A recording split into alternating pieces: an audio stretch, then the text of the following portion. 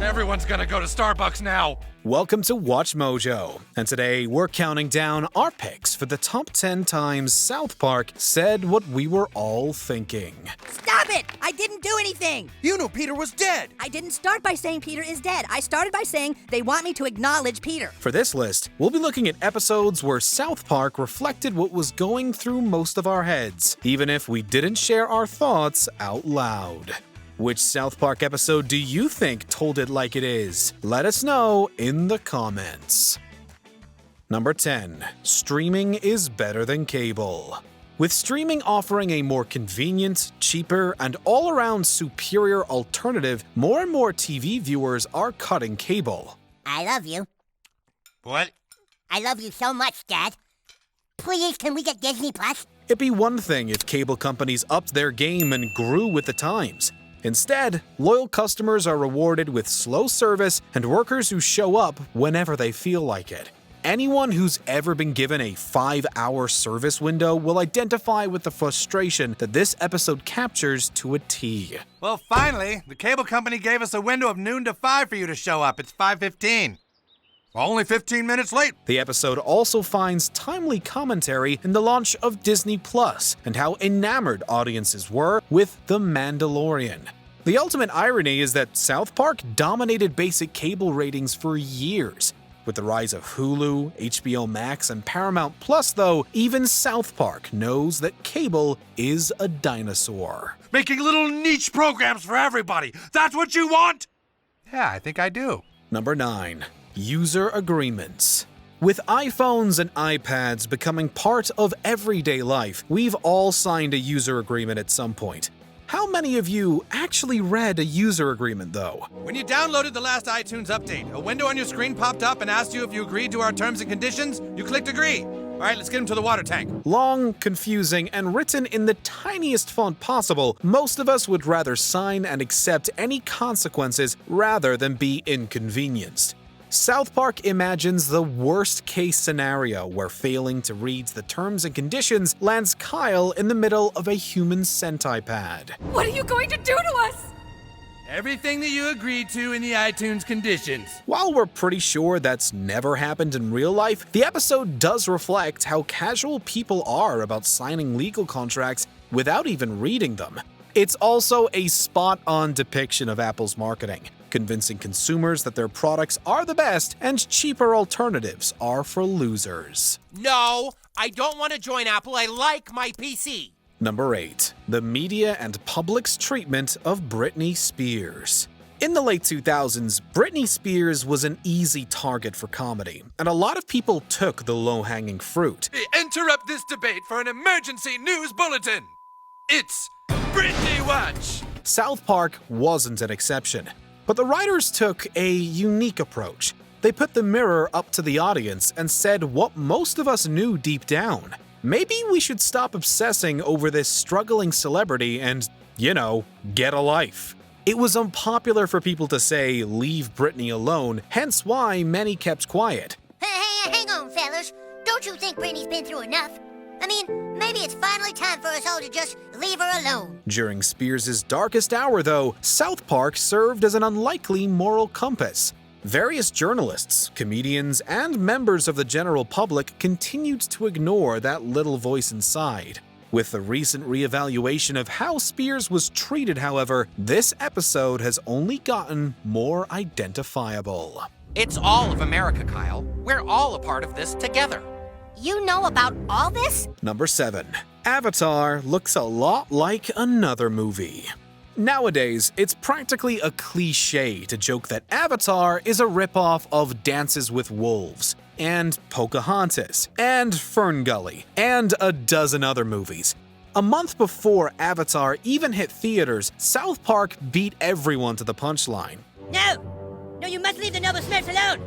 Who's behind all this? Well, maybe not everyone. Even after the first trailer for Avatar was released, a lot of people noticed similarities to Kevin Costner's 1990 Best Picture winner. They also noticed that the characters looked like Smurfs, albeit taller and more alluring.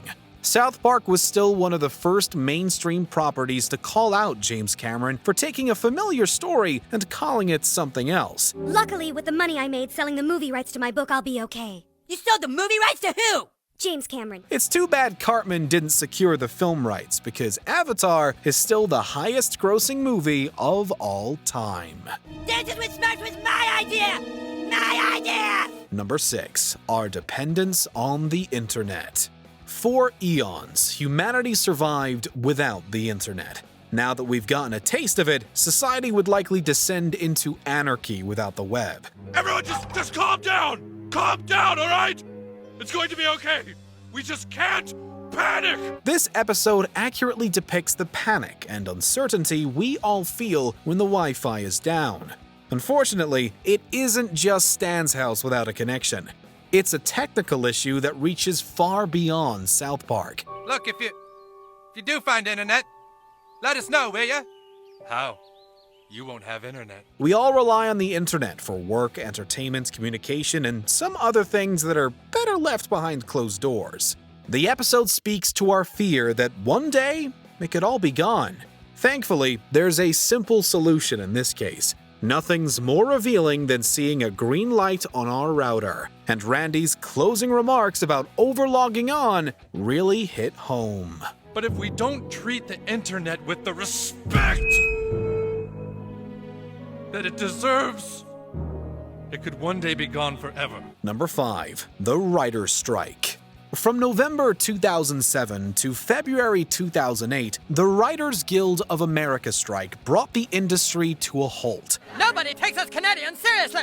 It's like the world doesn't respect Canada at all, eh? Although Trey Parker and Matt Stone aren't part of the union, the strike commenced and ended around the same time South Park was on its break. When South Park returned, Parker and Stone didn't hesitate to say what most of their writer friends were thinking.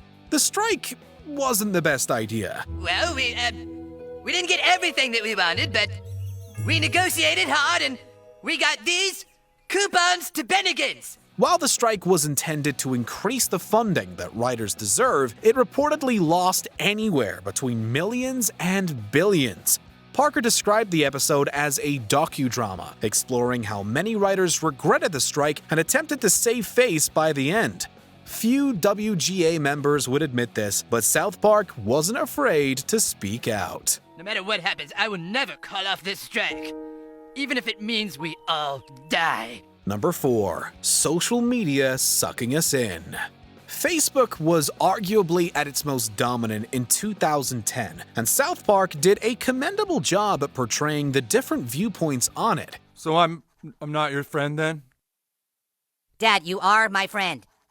But you just don't want to add me as a friend. For Kyle, it's a gateway to friendship, and if he doesn't have any friends on social media, he has none in the real world. Stan could care less about Facebook, but he's reluctantly forced to participate. It isn't long until Facebook starts affecting Stan's real-life relationships as others obsess over his online activity, or lack thereof. Stan, Grandma said she poked you and you haven't sent a poke back. Dad, I didn't even want to do Stan, poke your grandma! Many of us realize that the number of Facebook friends you have isn't an accurate measure of how complete your life is. Once Facebook has you, though, it's hard to break free. On top of that, we all knew somebody who took Farmville way too seriously. I really need a friend right now. Okay, dude, I'm here for you. Okay, so then get on Facebook and fertilize my crops? Number 3. Censorship. South Park has always been a controversial show, but people sometimes forget just how up in arms parents and censors were during the early years. Young man, you are not to watch that show anymore. It's immature toilet humor. Ironically, having Kenny die in every episode wasn't seen as that big a deal, but spreading foul language on the airwaves would be the downfall of civilization. As the parents of South Park protest the crude humor on TV, they ignore their children as death literally comes to town. What is it, Stanley, hon? Did you break something? Mom, Death is here, and he's trying to take us all away with him. While the South Park movie would expand upon these themes, this was the first episode to say what fans of the show knew. TV isn't the problem. The The problem is that parents view TV as a babysitter when they should be taking the time to educate, nurture, and monitor their children. Thank you, ladies and gentlemen. If there are any questions, you may direct them to that brick wall over there. Number 2. Political candidates. Every 4 years, Republicans and Democrats act as if their presidential candidate is going to fix everything. You don't see the point. Oh, you young people just make me sick. Stanley, do you know how many people died so you could have the right to vote? While some political leaders have changed the world for the better, our options are usually limited to what South Park describes as a giant douche or a turd sandwich.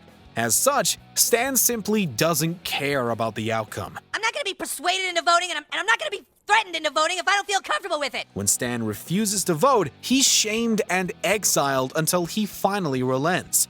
Most people won't admit that both sides of the political spectrum are flawed and actually share a fair deal in common.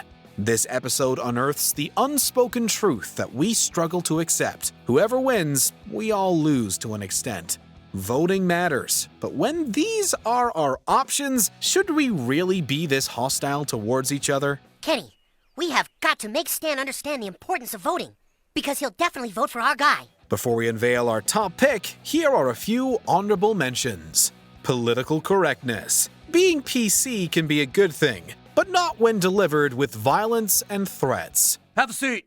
I've been talking with your child and we're going to be giving him 2 weeks detention. What's this about, Kyle? Your son said some things to a 4th grade girl that frankly make me want to puke. Scientology. We'd elaborate, but we don't want to get sued.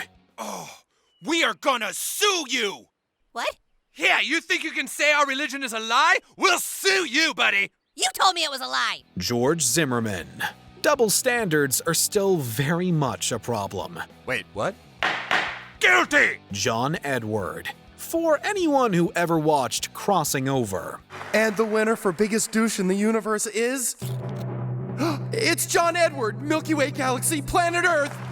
Come on now! All the celebrity deaths. The summer of 2009 was quite the ordeal. I see dead celebrities. You mean you see dead celebrities on TV? In the news?